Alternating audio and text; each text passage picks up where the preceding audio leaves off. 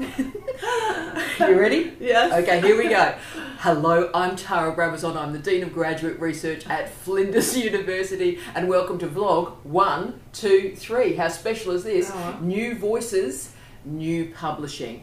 And I'm not in Adelaide. I'm in a very, very glamorous place, can I say. I'm in Bingley in Yorkshire, and it's a lovely, lovely place. And we're going to have a really provocative, remarkable conversation with a remarkable woman that is sitting next to me. So Philippa Grant is unbelievably getting married in 3 days. Yes, on 3 days, and yes. so she's actually taken some time back from her holidays in this tragic, scary week before you get married to be with us and talk with us at this time. So we are so grateful. You are very precious. Well, I would not miss this chance to meet you, Tara, and to be interviewed by you. Oh, well, Philippa, you've been so important to us, and we'll talk about the importance of a great editor, and you certainly are that person, and the expertise that we're going to use today. And look at the prep she's done and everything, it's all a bit frightening. But what I want to use is I want to use Philippa's expertise to talk about the transformations in publishing to enable and support your career. So Philippa is the editorial director of social science, including sociology, criminology and social policy. Yeah, those are the areas I look after, yeah. And all the juicy stuff is there. All the stuff of life, the interest, the intrigue, the passion, the really edgy scholarship is in this area. So she's doing a remarkable job. And we're in Emerald Publishing Group. So Emerald is a really fascinating company. We might talk a little bit about that on the way through too. But it's a great place, and it's an important place. And I'm thrilled to actually visit a publisher like we used to in the old days. No one ever does this anymore, but actually to come to a publisher, a physical location, and see the work that you do has been really quite inspirational. So I'm going to be honest here, Emerald is my favourite publisher at the moment, and they're producing some of the most edgy work I am seeing on this planet right now. And when I was prepping this vlog this week, I was thinking about the great moments in publishing, you know, when you get really excited. Like in the 1980s, Routledge were producing these remarkable books in cultural studies. I'm much older than you, but we'll be so excited when these books would arrive, and it's like every book would like change the planet, just move the axis of the world a little bit. And in the 1990s, I think Ashgate Publishing did a similar job. They were provocative, and they had a go, and they published new voices, and they changed scholarship because of it. And I would also argue that Emerald is now the publisher in the 2010s that is fulfilling that role. So that's why I'm here. So I want to use your expertise. I'm not ball dusting. That's exactly what I think. So I want to use Philippa's expertise to help us all think about the transformations in publishing. So Philippa's worked at Palgrave, maintains a relationship still with Spring and Nature. No. I work for Emerald. But you did have But I worked at Palgrave previously. Yes. Yeah, and then Palgrave were merged with Springer.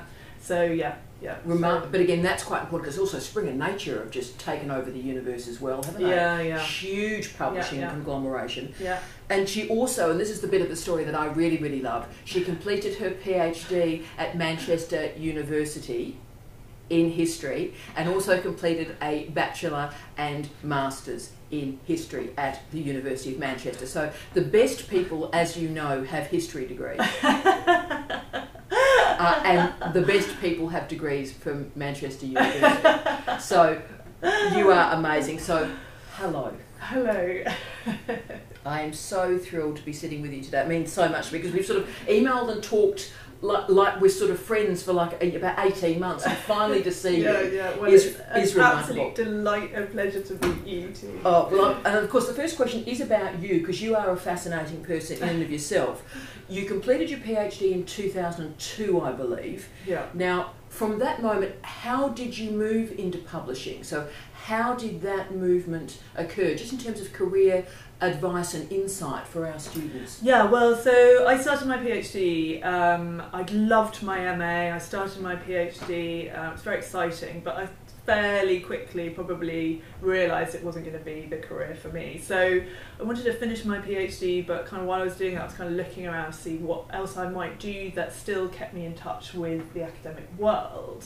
and I was always really interested actually in the books themselves and how they came into being, and the idea of working possibly with a range of different people working on a range of different topics. And like you, I was always a huge fan of whatever Routledge had published. Yeah. If it was a Routledge book, it had that mark in those days. This was in the 90s when I was doing my PhD. So I was always aware of the publishers. So as I came to the end of my PhD, being at Manchester, I actually applied to do an internship at Manchester University Press. The beautiful Manchester University Press. The amazing Manchester University Press. And while I was waiting for my internship to come up, a part-time job came up as an editorial clerical assistant, which was a job just looking after contributor contracts. Wow. So that's all I did all day. So I applied for that job and I got that job, and then a maternity role came up to be an editorial assistant. Then a job came up at Routledge, which I applied for, and so for me, that was amazing. That quickly I was working for kind of my dream publisher. So really, you need to do, even with a PhD, you need to do that editorial assistant role first, because that's where you really learn the nuts and bolts of how publishing works before you then progress to a commissioning role. But I loved it straight away, and I loved what I'd always thought I would love, which is getting to work with academics all around the world. I started off working on history, but very quickly moved on to commissioning sociology, and getting to see across the whole discipline. 1 minute I'm talking to people about migration studies, the next it's social, the effects of austerity and social policy.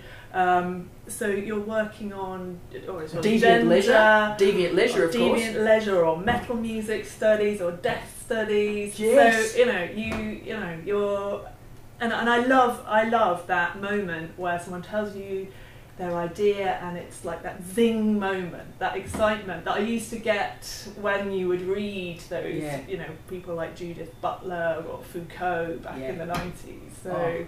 So I love that. Well, isn't that inspirational? Firstly, I didn't know that trajectory getting into publishing, that, from a PhD, and there's a real life lesson there, 60% of our PhD students won't work in higher education. Oh, wow. So we're now at 60%. Wow. So this is a great model, and it is interesting that you took a part-time job as an editorial assistant, then did some mat leave, and then were able to get a post in that way. So that's confidence. But that's also commitment from you, I think. Yeah, you have to go in at that entry level. Even with all your years of study behind you, I think it really stands you in good stead for your career through publishing, to know the nuts and bolts and the day-to-day and the admin of how it works. And just sort of a subordinate question there, therefore, has the PhD helped you in publishing?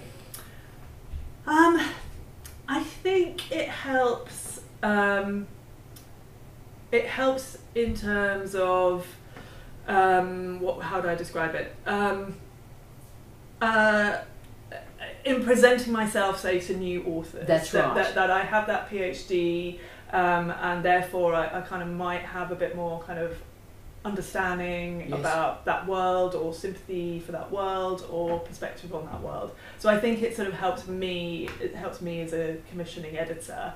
And certainly as an academic who's worked with you, it's made a huge difference. And in terms of kind of sheer just grit and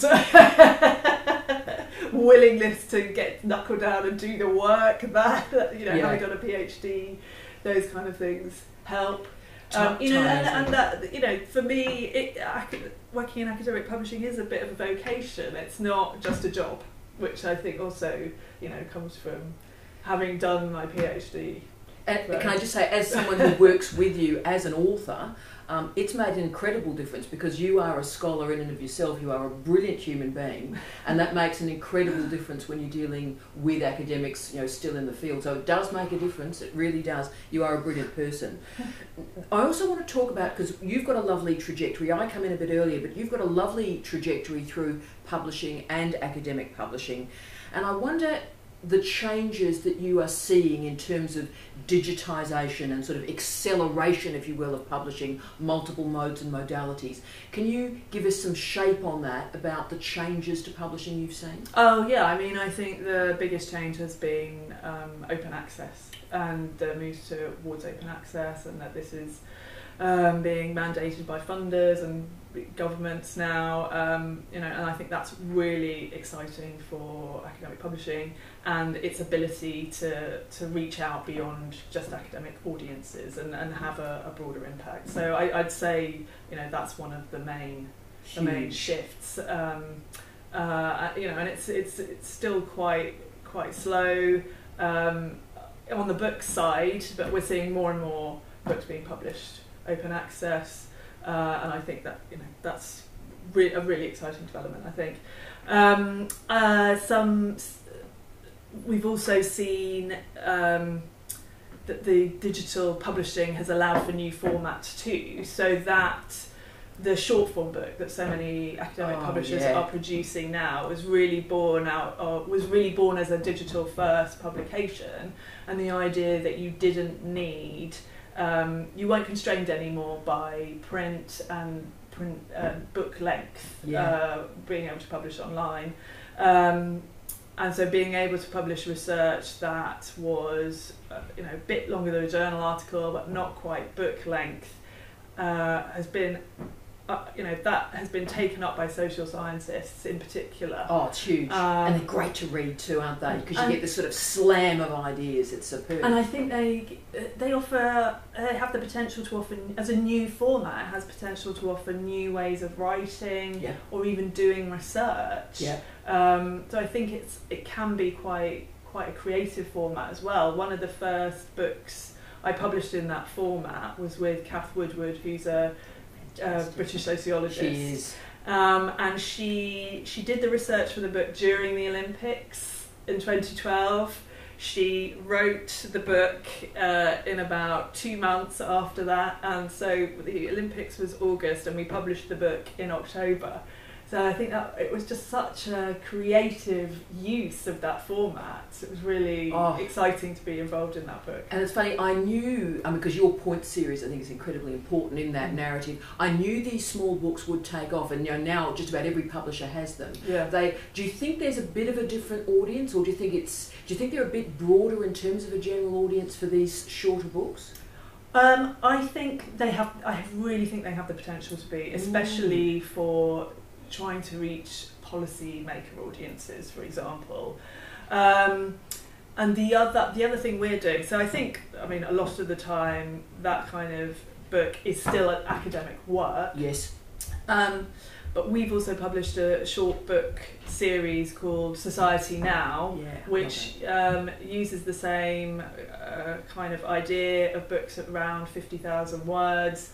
They can publish in 3 months, and the idea of that series is really to take the expertise that academics have to explain what's happening in our world today, because it seems we are going through some really complicated, interesting times. So you're a classy woman too. Complicated, interesting times. I would have used different discourse there, but absolutely. And so you want that intervention. If you are a public intellectual, you want that intervention to broaden it out a little bit more.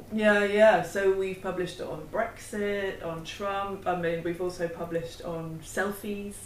And we've seen some really nice review coverage and some really good sales of those books.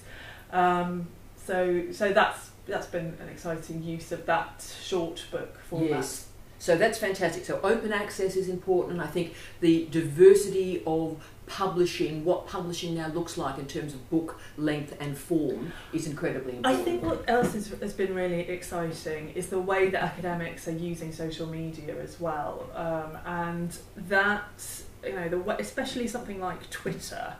blogs as well, but in particular how they're using Twitter, how they're communicating on Twitter, what that might mean for kind of making a wider impact with their research. It means that as a publisher we have more direct access to a kind of more, we can reach academics in a more direct way. They can engage with us in different ways as well. Very wise. And it really helps us to stay in touch with academic communities and stay close to our academic communities, see the issues that really matter to them beyond publishing, see how we might support academics kind of more in the round. So something like the Immodest Women campaign at the moment. Yes. It's fantastic to see that. And that's magnificent, because again that's broadening out the public discourse, and that's what we need, the public good. We don't use that phrase enough. And it's amazing that we've got commercial publishers, commercial academic publishers that are doing that work. But what you've just helped us with there is enormous. So that disintermediation, that direct relationship between academics and publishers, between academics and their audiences, between publishers and their audience, that flattened model. And also I talk to our guys all the time about that triangulation of your research. So just publishing is not enough. You then have to take the next step and find your audience. Don't assume the audience is going to come to you. You find that audience. So you're finding that as well. Oh yeah, I mean absolutely. If you're wanting to publish for a wider audience beyond academia, we talk about author platform the whole time. So that's absolutely vital. And it's never been, in a way, it's never been easier to start building an author platform via social media. And some of the authors that we published that have had sales beyond academia and are reaching, and their work is reaching a more general audience, they have excellent social media profiles. So author platform, that's my new thing. Author platform. I'm going to put that on t-shirts. I'm going to put that everywhere. Author platform. That's really crucial. And social media is a way to do that. So use that phraseology. So when you're doing book publishing and proposals, start to think about author platform. Who knew? That's unbelievable. Now, another question about you, but I think there's also a meta question about the nature of publishing too, Philippa, and that is you move from Palgrave to Emerald. Now that's a courageous decision, a remarkable decision. In career terms, I'm terribly impressed with you as a woman to do something as courageous as that. Why did you make that move? Well, in 2015, I'd been at Palgrave for 10 years by then, and they merged, and I loved working with Palgrave. We did a lot of really exciting work at Palgrave, built the social sciences team there. But in 2015, they merged with Springer. And for me, that meant a different direction for the press and a different approach and a different strategy. And I had the opportunity to take up a very similar role as that I'd had at Palgrave here, and that just seemed too exciting an opportunity to miss to me. Emerald had been publishing journals for 50 years and had dabbled in book publishing. They were known for their databases too, particularly, weren't they? I mean, my first experience with them was about, I suppose, 95, when they were doing a lot of those, I'm assuming the big sort of triangulated databases of journals as well. I first heard of them like that. Okay, yeah, and business and management had been their main focus as well. So the opportunity here was to set up a new social science books programme, and working with a mid-sized independent publisher outside of the southern bubble as well, which is also interesting to do.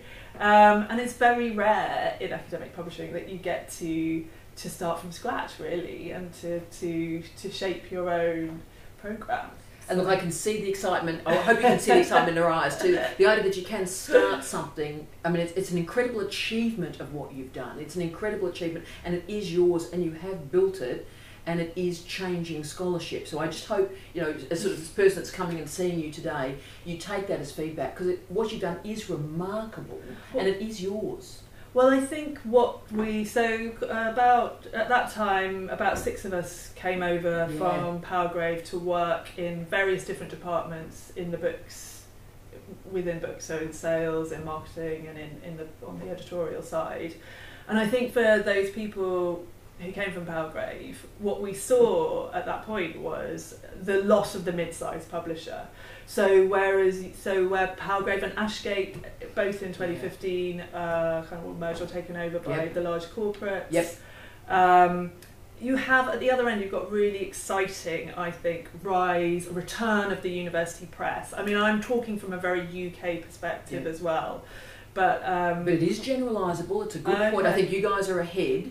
Our university presses are a bit more tentative, but you are seeing a bit of growth again. So yes. And the university press is focusing on open access. That's very exciting. But what I think is then you miss that mid-sized publisher. And for me, size matters in this scenario, because I think you can do the best of both worlds. A generalisable principle, mate. Generalisable principle. Yep. I think you get the best of both worlds as a mid-sized publisher. Yeah. You've got the global reach of the large corporates, but you still can have that personal, bespoke focus of the smaller presses, and I think that comes together really nicely with the mid-sized publisher. I think that's what Palgrave was really good at, and that's what we're trying to do here at Emerald. And you are succeeding, and we'll talk about it a little bit in a second, but that direct relationship that an author has with an editor is a very precious, special relationship. And as my wonderful late husband Steve used to say, you've got to cherish it when you find it, because they're so incredibly rare.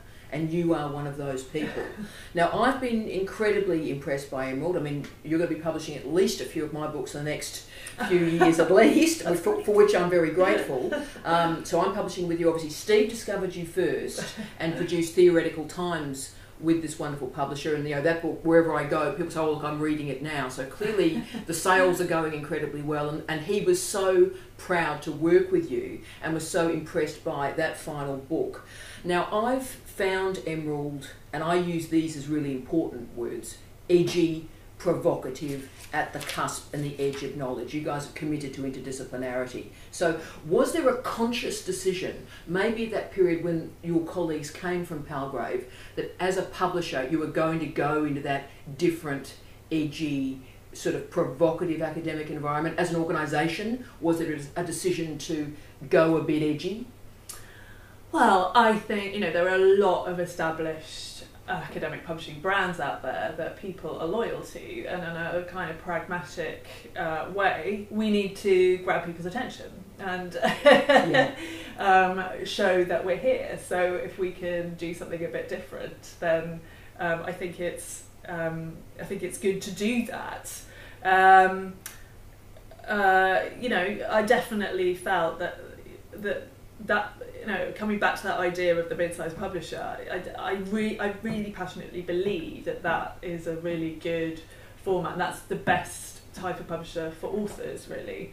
And when I first started in 2016, I spent a lot of time going out onto campus and meeting with authors and talking with them about what they liked about the publishers they worked with, what they didn't like, what they felt Emerald could offer.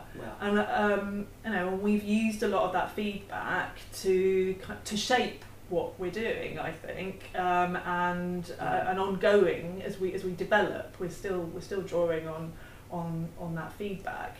Wow. So we want to be a kind of the scholar's friend, to give it maybe a bit of a cheesy. That's not, in ruthless times when authors are being ripped off left, right and centre by just about everybody, to have a decent relationship with anybody, with a human being as an academic is a powerful thing. So that does make a real difference.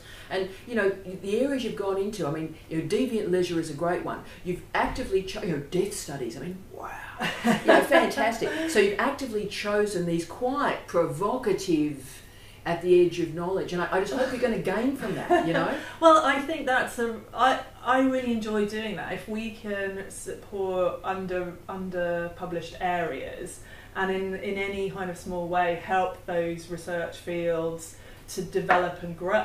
Yeah, that is, as a publisher, as a commissioning editor, that's a really exciting thing to be able to do. So we've set up, got a couple of three series actually on death studies, a series on sociology of reproduction, which I'm really excited about, Yeah, and the metal music study series. We've got a lot of death metal crew on the Flinders campus, obviously. Oh, well, I wish I was joking. There are some death metal crew.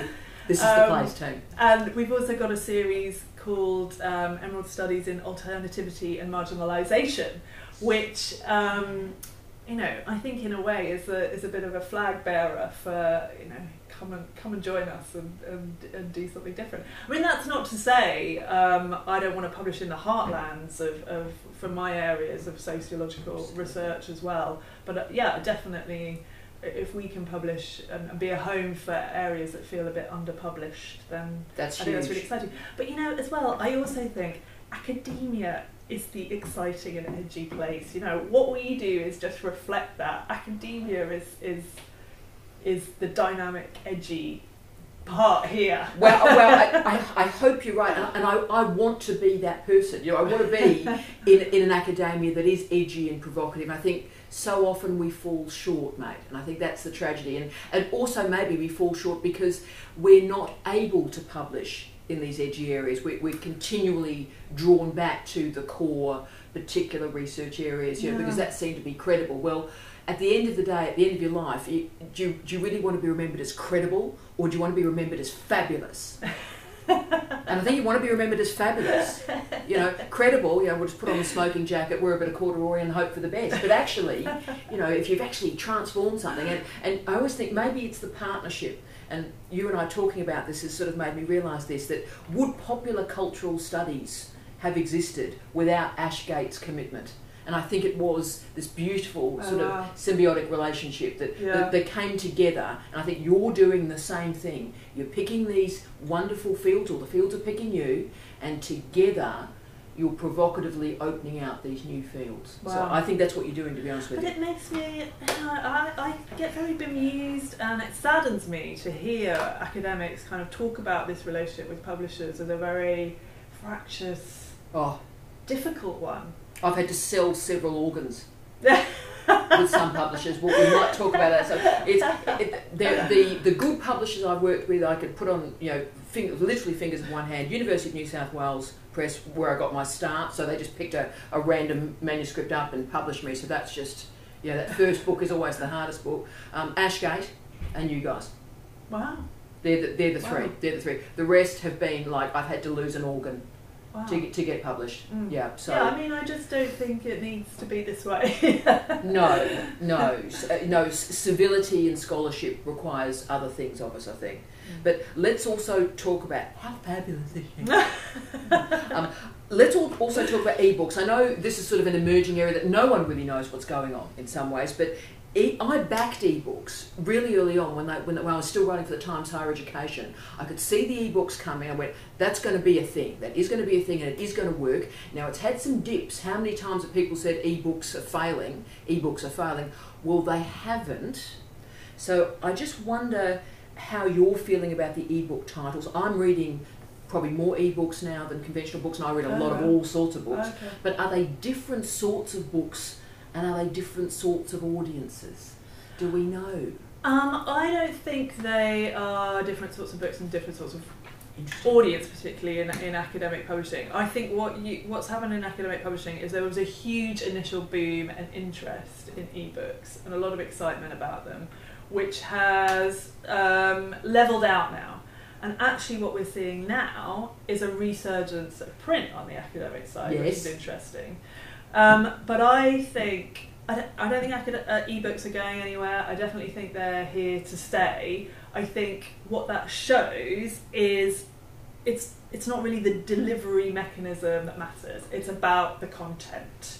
Yeah. And there's still interest and enthusiasm for the content. And ebooks is just another way to access that content. I think that's fantastic. And I wonder also if the shortened books also have that. I don't know. See, there's no research on this yet, so that's why I'm sort of asking Philippa, and we'll just try and work it out together. But I'm just wondering if, because the shortened books, they are short, a bit groovy, they're on your iPad, it's all rocking, whether that's a more intimate relationship rather than a long book, which obviously you would read by paper. I don't know. Yeah. I mean, I think ebooks have allowed that short form to exist. Yeah. So that on the academic side has been a really exciting development. So yeah, that's been a thing. Yeah. So it is a thing, and also, of course, I have been doing work on this and last, but audiobooks are also back in a huge way. Yeah. So I may convince you whether or not we might do an audiobook for Trump studies. Academic publishing hasn't really explored the audiobook very much. So, but all of a sudden they've gone bonkers in the last 5 years. Podcast. Actually, there was a report in the Bookseller recently to say that non-fiction is really having a resurgence at the moment. Yeah. So where in the early noughties it was the celebrity memoir that was really driving kind Katie of broader. Price. Can you imagine Katie Price? How many Katie Price books do you have to read? Unbelievable. It's on the trade side. Yeah. That was really driving sales on the trade side. Now the non-fiction book has really, it's really having a moment, and that can only be good for citizenship. For every reason. Yeah. But including academic writing. That's making me feel so much happier and buoyant in this very, very sad year. Yeah. That's fantastic that actually good ideas, well expressed, are finding an audience. Yeah, and I think it's to do with the times we're living through and people trying to make sense of it. And I think there's some great writers out there at the moment. I do too, and new authors too. We're going to probably talk about that in a sec, but the new authors, the new voices. I'm never a person to go, oh look, I haven't heard of that person. If I haven't heard of that person, I will read that person, because that's something new to explore. We've got some fantastic new writers, I think. Yeah. Of course, watching these vlogs, we have PhD students, early career researchers around the world who are part of our community. And look, I remember when I was, when dinosaurs roamed the earth and I was a young scholar, I used to have to sell my liver, sell my small intestine, lose several of my appendices to try and get publishing. I won't even mention the publisher, but there's one publisher that had three, I'll just do the story,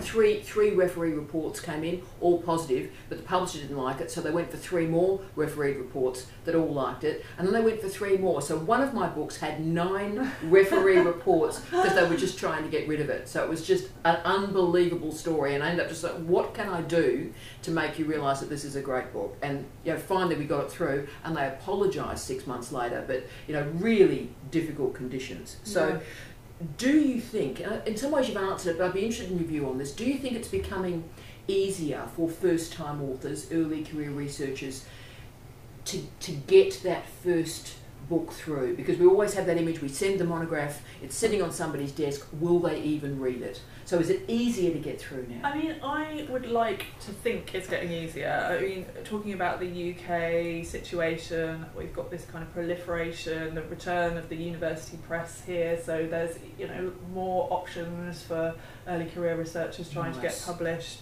I think I'd like to think that publishers really recognise the value of early career researchers and publishing their research, because that is the lifeblood of the disciplines we're publishing in. Yep. So you need that energy. Yeah, exactly. Yeah. That's exactly the right word.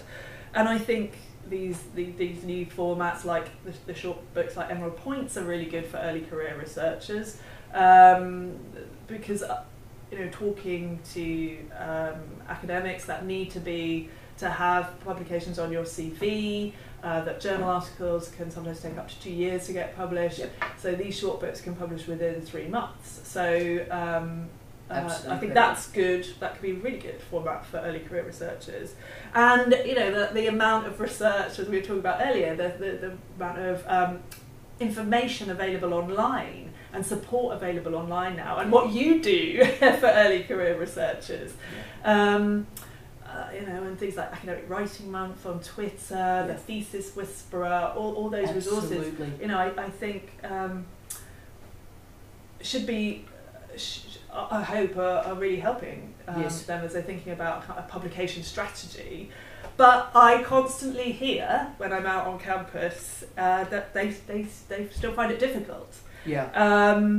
And actually, I went to a conference recently and I tried to meet with some people still researching, still doing their PhDs, and they didn't particularly want to meet with me, or they sort of said, oh, I'm not ready, I'm not sort of thinking about that. Maybe they weren't sure about how to kind of have that kind of conversation, but they didn't want to meet with me, and that's fine, but that's madness. I wanted to be able to talk to them about the new series we were doing in their field, and just like give them a sort of awareness or a heads up of what we were doing when they kind of got to the end of their PhD.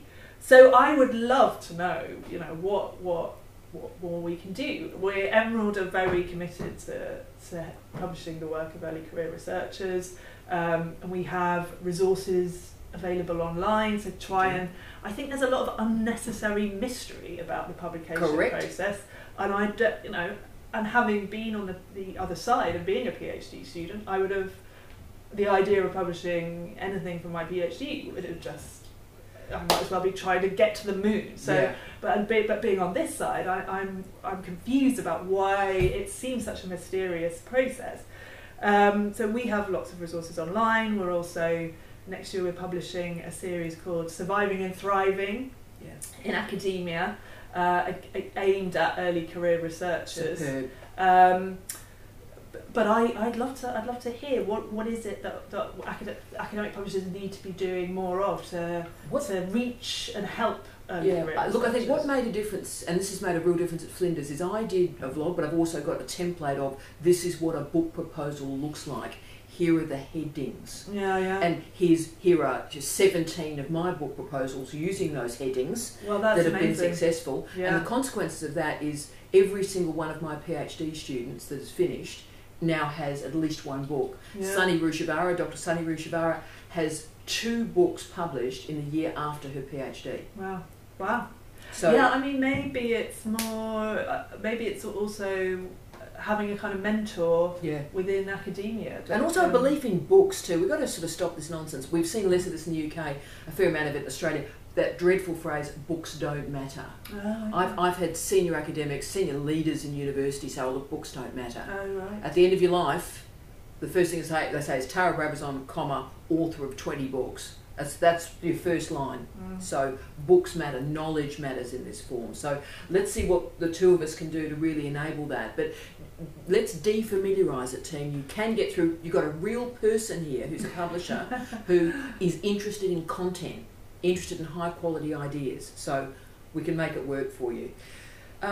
When new authors are approaching you, this is because the hardest thing, I work with the students who go, oh, what do I say in the letter? What do I say in the email? And sort of, it's almost at that level, like, oh, what goes wrong in that? What would you recommend to students in that approach to someone like you, to Emerald? I would take it a step back, actually, and I think what doctoral students and early career research should be doing is networking. Academics as authors are in a really unique position. They have unmediated access to the publisher. They don't have to go through an agent, and there are, all through the year, academic publishers and commissioning editors are out at conferences, and academics can go, and they're there, and academics can go and speak to them. And so I think PhD students should be using those opportunities to network and to do research, which is what they're really good at. Find out who are the publishers who are happy to consider early career researchers or first book proposals. Who are the publishers who have a focus in their particular area of research or have series in their areas of research. Crucial. What are those publishers' particular requirements for submission? What do their proposal forms look like? What do they particularly ask for? Are they asking for sample chapters, for example, or is that not something they particularly need? Who is the person that commissions in their subject area at the press? So do your research, know those people, because there's nothing worse. I can imagine people write to you, get your name wrong, or ends up in the wrong place. They end up sending it to the science editor when it's going to you. And so do your homework. Be respectful of the expertise of our publishers and do your work, and so approach you as a scholar and gentlewoman and publisher and someone of ethics and integrity. I mean, publishers, we're renowned for being friendly. And my favourite thing at a conference is if someone comes up to me and says, I have a book proposal that I would like to discuss with you. I'd love to hear that. So, I think, this sort of reticence, I was thinking about this in this reticence of PhD students to meet me. I think actually, you need to be thinking, what's my publication plan post-PhD, and how do I approach this, and who are the people I need to know? Yeah. I think that would really... That would really help. That would be transformative. Yeah. And the PhD does go quickly. There's all the focus on publishing during it. But I always remember I used an interview question that I got in Canada, that we used for early career researchers. What's your second book? So it's assumed that your PhD will be your first book.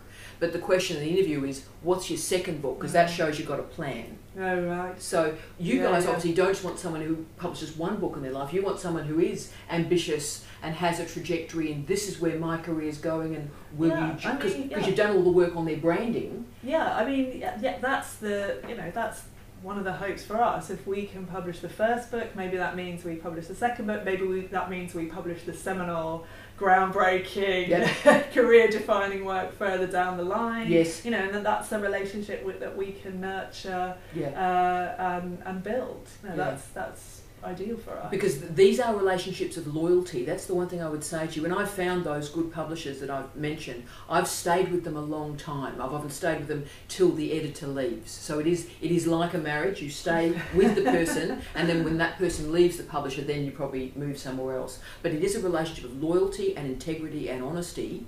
And really these days, we get to actually meet people. We sort of do all the weird email stuff. But it is a very, very close relationship, and it can last you through your career, certainly a decade. So it is worth nurturing. I mean, one other thing I think early career researchers need to think about as well is, that the PhD is not a book, and that there will be work that needs to be done in converting it to a book. And there's lots of resources and lots of books written about doing that. And it's worth spending some time thinking about how you do that. It's not good enough to just submit your thesis. Nope. You need to kind of put the work into developing it into a book.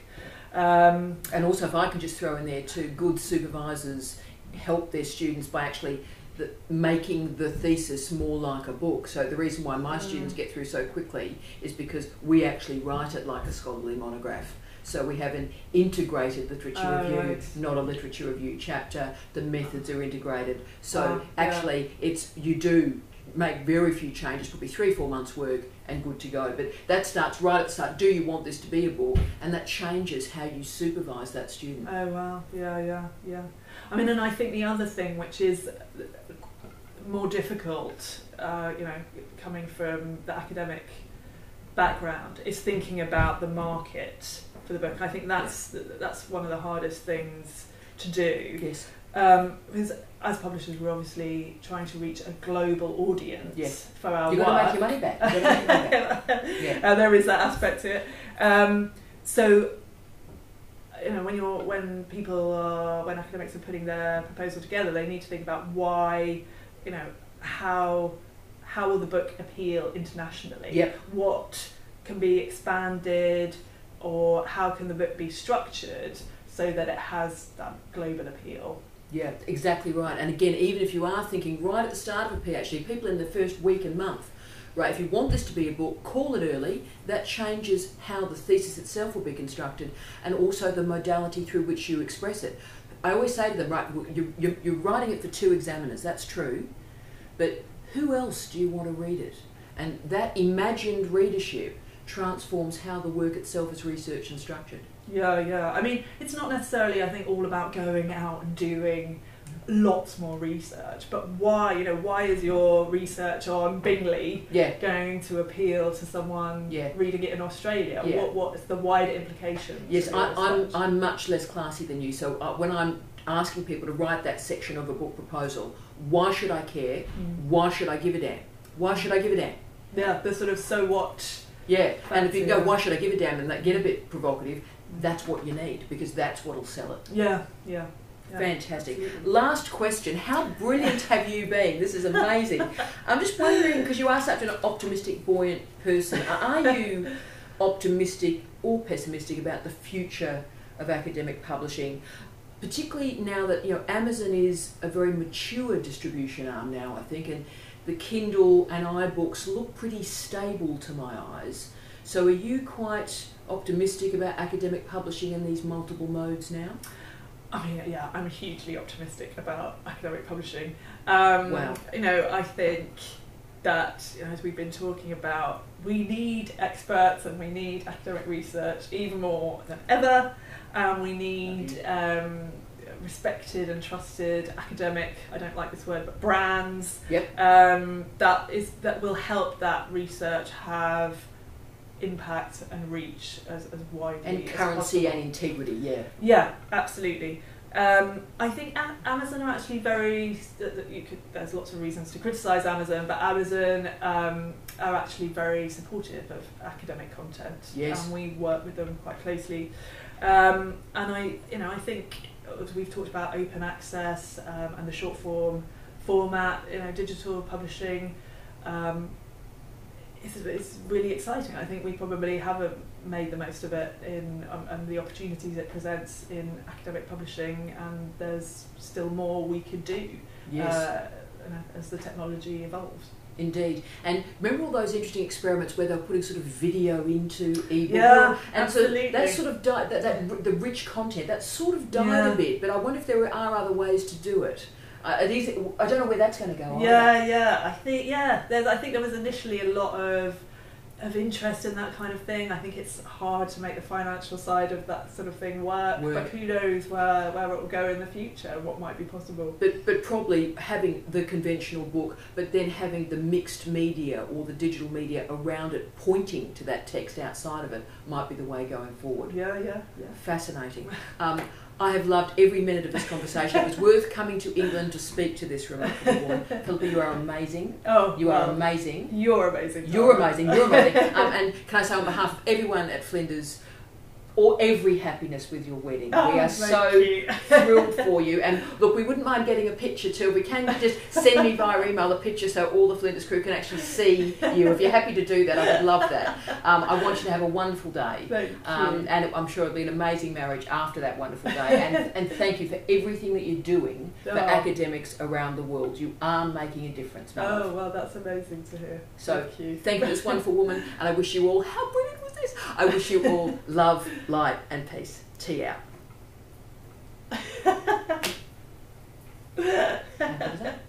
Wow, that was really fun. How did that feel?